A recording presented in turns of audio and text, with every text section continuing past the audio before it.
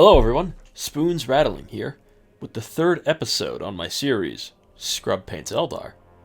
This episode is on Craftworld Telennar, which while being a smaller craftworld, has some lore and often works with the Twisted Path Harlequins. This color scheme is interesting, I'll put it up now. It's black-orange with red spirit stones with a sort of turquoise for the eyes. It's a fun color scheme, and it was inspired by muscle cars for my interpretation. To start, I painted the power pack, helmet, but not the faceplate, though if you do, it's totally fine, it's easy to fix. And finally, the cuirass, white. I used Corax White by Games Workshop, as I find it has good, smooth coverage with enough shaking, but any white paint would work. Don't forget to paint under the shuriken catapult and under the arms. Here's what it looks like after just one coat. The next coat is glossy black from Vallejo, though any black would work. I just like the glossy finish. It reminds me of a muscle car. It being a black paint, it covered very well in just one coat, and any mistakes were easy to fix with Corax White, though I'd still be careful around the white bits. The good thing is, this paints over the entire rest of the model and their faceplate, but I did the face later on, so it's relatively easy to just get it all over the model and then you're done. Now, while we watch myself paint on the glossy black, I'd like to talk a small bit about the lore of this craft world. They are quite small in relation to others, even by Eldar standards, but have a fierce fighting spirit, going to war with the Harlequins of the Twisted Path, who they share a color scheme with actually, and craft world Eldar, who they get along with quite well, often uniting against the forces of chaos. The Harlequins of the Twisted Path have long been known to take friend or foe into the webway to disappear for good, though never those of Craftworld Telennar, and enigmatic as always, as behooves a Harlequin. There is not exactly a clear reason as to why they favor these Eldars, but some rumors say it is because of the grim, dark nature of these Eldar souls. In a war against the Orcs, they lost so many, leading to a massive increase of Dark Reapers amongst them, to avenge their loved ones' deaths, leading to their dark reputation at large.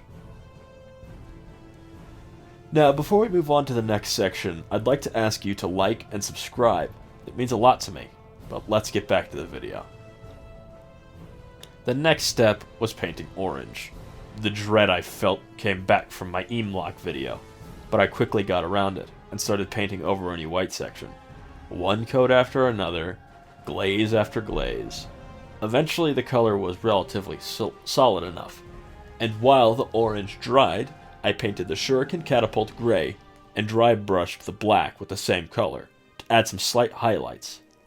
I washed the gray shuriken catapult with a blue glaze to add some highlights as seen in artwork of this paint scheme, and then a few more coats of orange to make the color vibrant.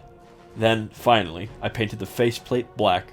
I washed the shiny black with black wash, such as Nuln Oil, to dull down the gray, and thinned down brown wash to shade the orange, which certainly helps, but it needs to be thinned down or it will stain the orange too much, as we saw in my Eamlock video. From there, I moved on to the final details. I touched a dot of Royal Cloak by Army Painter to the eyes, and honestly they came out pretty wonky. So to make them less wonky, I put a tiny amount of wash over the faceplate, which dulled down the color and helped hide the slightly messy eyes.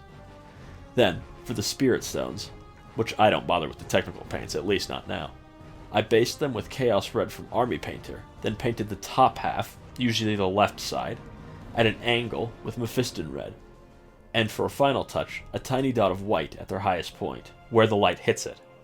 Try to keep the spots in a similar spot on each stone, and if you have something like Ardcoat, I'd recommend covering them with that. Then, on the topmost areas of black, where the light would hit it when shining down from above, I reapplied the glossy black.